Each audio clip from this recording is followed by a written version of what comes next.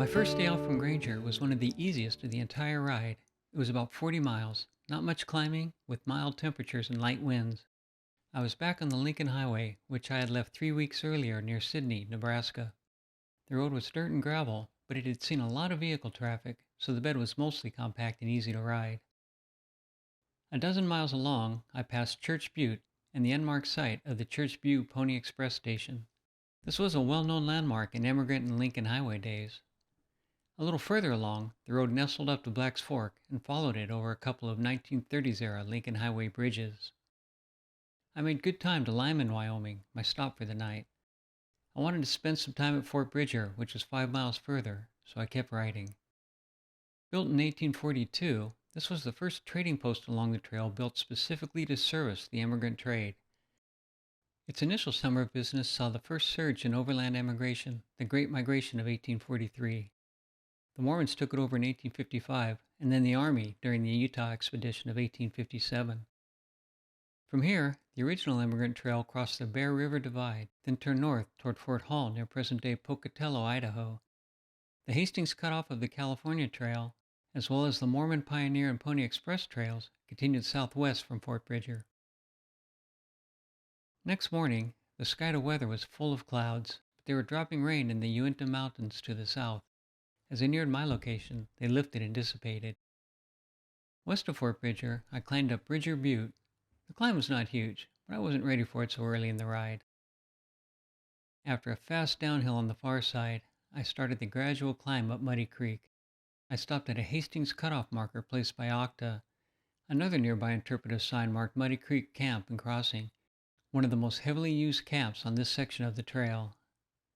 I also came across a different type of sign, a diamond-shaped warning sign that said handcart crossing. During a normal season, this area probably swarmed with teenage Mormons in period dress pushing handcarts around. There likely would also have been support vehicles plying the road, kicking up dust. In the second summer of COVID, however, the road and the camps were empty. Over the next couple of hours, I enjoyed a gradual, steady climb. The creek canyon and surrounding hills were beautiful, the empty road peaceful. At one point, it finally dawned on me that this was the first real improved gravel road I'd been on for days. Instead of just flattening sagebrush or scraping a narrow swath through the sand and maybe pouring gravel on top, the depressions were filled in to keep the road at an even grade for a steady climb. Nothing improves a cyclist's mood like a decent road. There are no places to stay or camp for 85 miles between Lyman, Wyoming and the Echo Lake area in Utah. So when I topped the climb by Sulphur Creek Reservoir, I left the Pony Express route to take Highway 150, which follows Bear River to Evanston, Wyoming. Just past the turnoff were two more monuments. One was dedicated to the Mormon pioneers who'd passed that spot. The second was a granite marker for the Bear River Pony Express station, the last station in Wyoming. Downtown Evanston was a lot like many of the downtowns we'd seen on this trip. Stone and brick buildings, old ads painted on the walls, wide streets, and a cool 1940s vintage theater. A nice place to lay low for a couple of days.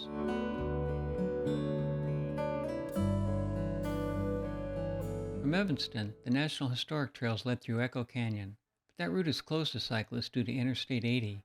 Instead, I needed to backtrack to the next canyon east, Chalk Creek. The first half of my ride was up Yellow Creek on a quiet, smoothly paved two-lane road with an easy grade. About 10 miles in, I came to a sign marking the Needles. There was a Pony Express station somewhere in the area, but on private land. Further up near the border between Wyoming and Utah, I passed through a one-cow checkpoint. Once across the divide, I started down Chalk Creek toward Colville, Utah, my stop for the night. Rocky outcroppings and larger formations like those in Echo Canyon started to appear. The valley was beautiful, and even better, trended downhill. I rode into Colville in the early afternoon. The town got its start in 1858 as Chalk Creek. Its name changed after Brigham Young sent men out to investigate a reported discovery of coal in the area. The next day would take me to Salt Lake City. In between, there were 3 mountain passes, including Big Mountain, the highest spot on the trail east of Salt Lake. I rode northwest toward the little town of Hennifer, Utah, on a rail-to-trail path along the north edge of Echo Reservoir. As a former railroad track, the trail had a steady grade, in this case slightly downhill. Between Colville and Hennifer is Echo, Utah. a town at the mouth of Echo Canyon. The monument for the Weber Pony Express station sits just east of town. From this point, the Pony Express bikepacking route rejoins the Mormon Pioneer, California, and Pony Express National Historic Trails and follows them the rest of the way into what Sir Richard Burton in 1860 called the City of the Saints, Salt Lake City. 5 miles past Echo, I came to Hennifer, Utah. This was the area where the Donner Party, the first wagons over the Wasatch Mountains, crossed the Weber River to find its way through the mountains to the Great Salt Lake Valley.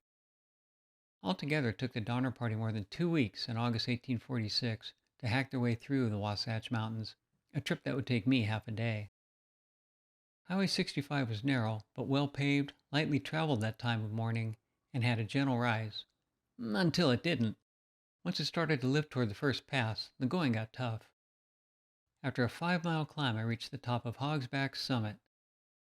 It was also nicknamed Heartbreak Ridge because the Mormon immigrants reached this point after a long, hard pull, to which I can attest, only to get a good view of the much taller mountains they still needed to cross.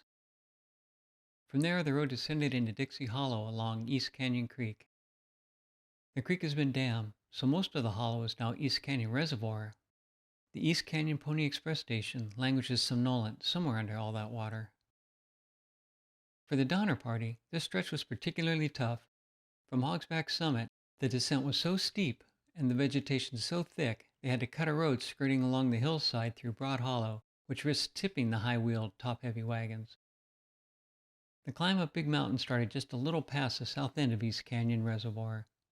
I have never been a good climber, even on a lightweight bike, let alone a mountain bike hauling a trailer full of gear. My ungrateful son Kazu will practice one-handed wheelies on the mountain bike I bought for him, while I trail behind in first gear, gasping for air. So I settled in for a long, slow climb up the appropriately named Big Mountain. My mantra at times like these is a haiku by Kobayashi Isa. Katatsumuri, soro soro nobore, Fuji no yama. O snail, climb Mount Fuji, but slowly, slowly. So I climbed up the north side of Big Mountain, slowly, slowly, until at last I made the pass. The elevation here is 7,420 feet, slightly higher than South Pass at the Continental Divide.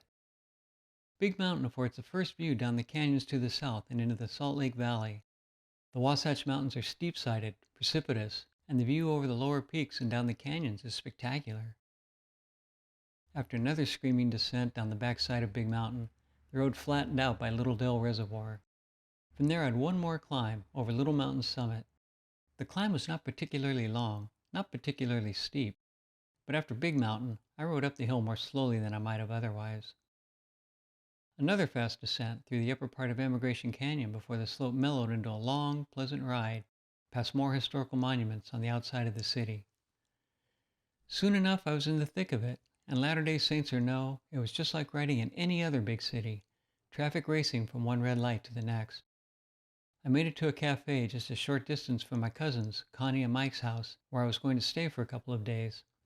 I thought I'd rest and recuperate and evaporate off a little more sweat before invading their home.